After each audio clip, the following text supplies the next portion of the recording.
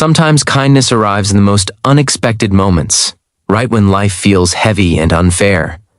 This is one of those stories. A simple traffic stop, a tired single dad, a police officer with a choice to make, and a moment that changed more than just one afternoon. Stay with me, because what began as a ticket turned into something no one saw coming. Before we dive into the story, if you enjoy emotional, inspiring stories about real-life kindness, make sure to subscribe to your channel name, hit the like button, and share your thoughts in the comments. Your support helps us keep bringing meaningful stories like this to you. Now let me tell you what happened. It was a cold Tuesday afternoon in a quiet suburban town in the United States. The sky was gray, the kind of gray that made everything feel heavier than usual. Daniel Parker gripped the steering wheel tightly as he pulled his old sedan to the side of the road. The red and blue lights flashing behind him made his heart sink.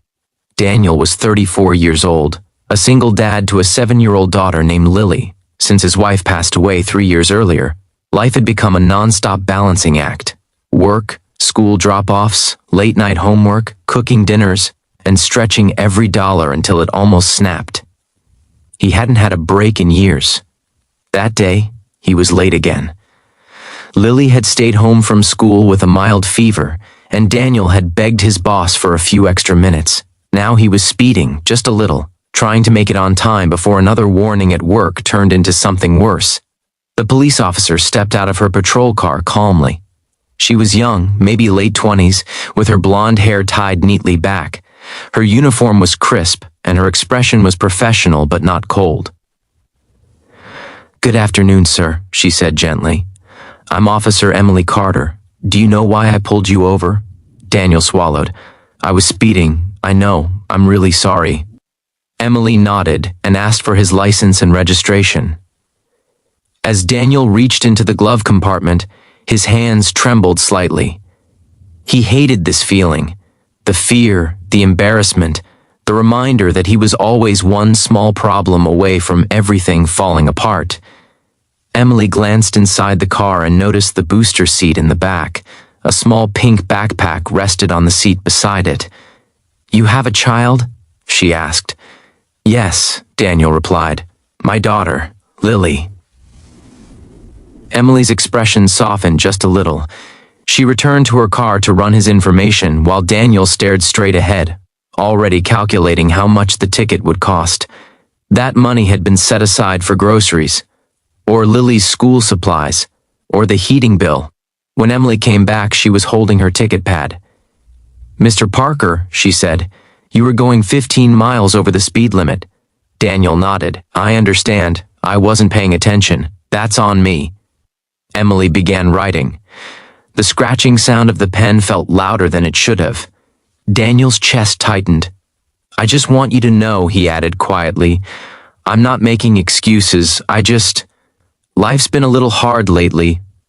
Emily paused for a moment and looked up at him. "What do you do for work?" "I work at a warehouse," Daniel said. "Early mornings, long shifts." "And your wife?" she asked, then quickly added, "If you don't mind me asking." Daniel hesitated, then answered softly, "She passed away 3 years ago." Something changed in Emily's eyes. The pen stopped moving. "I'm sorry," she said sincerely. "Thank you," Daniel replied. "It's just me and Lily now." Emily took a deep breath and glanced at the ticket she was halfway through writing. For a long moment she said nothing. Then she surprised him. "If you weren't married," she said slowly, almost joking, "I'd add my number to this ticket instead." Daniel blinked, confused.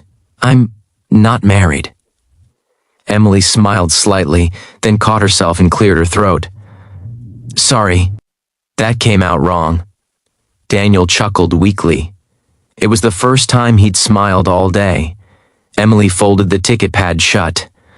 "Here's what I'm going to do," she said. "I'm giving you a warning." Daniel's eyes widened. "Really?" "Yes," she said firmly. "But only if you promise me something. Anything," he said quickly. "Slow down," Emily said. "Your daughter needs you safe, and so does the rest of the world." Daniel nodded, emotion rising in his throat. "I promise." Emily handed back his documents and then hesitated. She reached into her pocket and pulled out a small card. It wasn't her personal number. It was something else. "This is for a local community center," she explained. "They help single parents, food assistance, childcare programs, even counseling if you ever need it." Daniel stared at the card like it was gold. "I didn't know this existed," he said. "A lot of people don't," Emily replied. "And one more thing." She reached into her patrol car and came back with a small brown paper bag.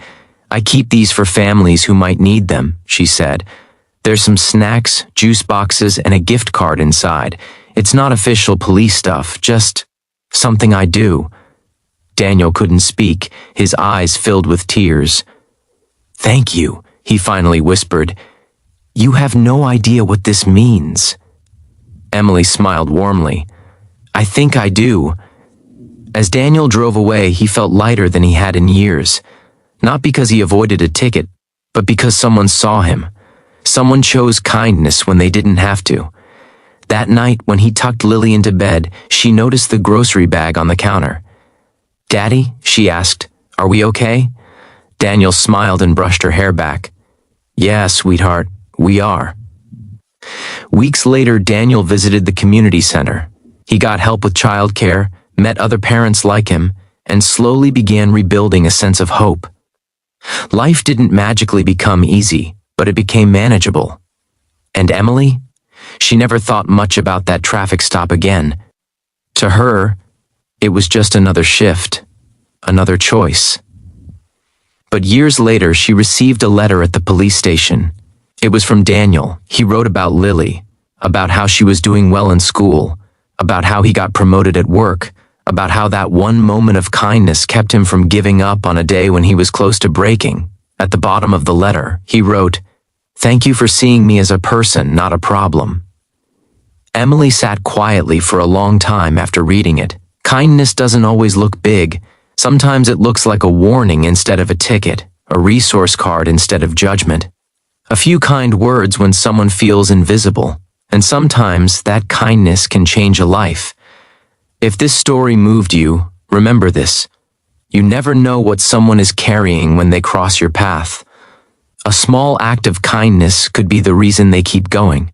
Let's choose compassion, let's choose understanding, and let's spread kindness, one moment at a time.